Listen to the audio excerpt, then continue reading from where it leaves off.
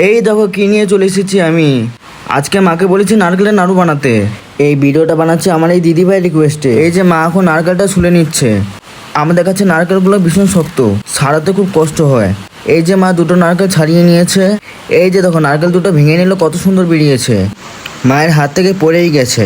এখন মা নারকেলগুলো কুড়িয়ে নিচ্ছে। এই যে দেখো দুটো নারকেলই কোরানো হয়ে গেছে। আর আমি পাশে বসে বসে দেখছি। এই যে উনান জ্বালিয়েও নিয়েছে, কড়াইও বসিয়ে দিয়েছে। এই যে মা নাড়ু বানানোর জন্য নারকেল আর চিনি দিয়ে দিচ্ছে কড়াইতে। চিনি আর নারকেল হাত দিয়ে মেখেও নিতে পারো, মা এমনি ডাইরেক্ট কড়াইতে দিয়ে দিয়েছে। মা বলে নাড়তে নাড়তেই হয়ে যাবে। এই যে চিনিগুলো সব গলে গেছে। এই যে নারকেলের নাড়ুটা প্রায় হয়ে এসেছে। এখন এলাচগুলো দিয়ে ভালো করে নেড়ে চেড়ে মিলিয়ে নিল।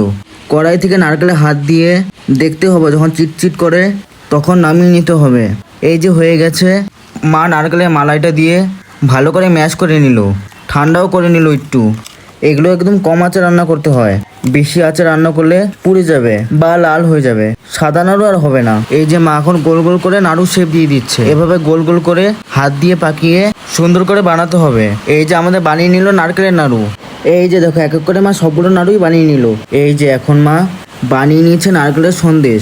এটাতে একটু চিনিটা বেশি দিতে হবে, যতটা নারকেল তার থেকে একটু কম চিনি দিতে হবে। আর নাড়ুতে একটু কম চিনি দিলেও হয়। এই যে মা ভালো করে এখন মিলিয়ে নিয়েছে চিনি আর নারকেলটা। এটা দিয়ে হবে নারকেলের সন্দেশ। কেউ কেউ আবার নারকেলের তক্তিও বলে। এই যে চিনিটাও গলে গেছে। এই দেখো একদম কম আঁচে রান্না করতে হয়। নারকেলের সন্দেশটা প্রায় হয়েই এসেছে। এখন মা এলাচগুলো দিয়ে দিল। এইভাবে হাত দিয়ে দেখতে হবে, যখন হাতে চিটচিট করবে ভাববে হয়ে গেছে। এই যে এটা আমাদের রুটি বেলার। এটাতে মা ঘি মাখিয়ে নিয়েছে, সাদা তেলও মাখাতে পারো। তারপরে একটা প্লাস্টিকে ঘি মাখিয়ে উপর থেকে রেখে এইভাবে বেলে নিচ্ছে। তারপরে ঘুরিয়ে চারপাশটা সমানভাবে বেলে নিয়েছে, একদম গোল করে, সব দিকে যেন সমান হয়।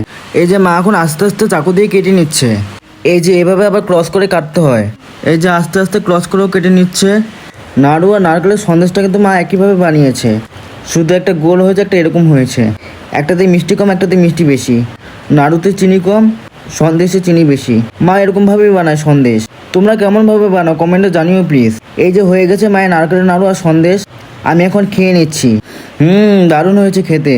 দিদিভাই তোমার কমেন্টে বানিয়েছি, আসো খেয়ে যাও, তোমার জন্য রইলো। টাটা গাইস, পাশে থেকো।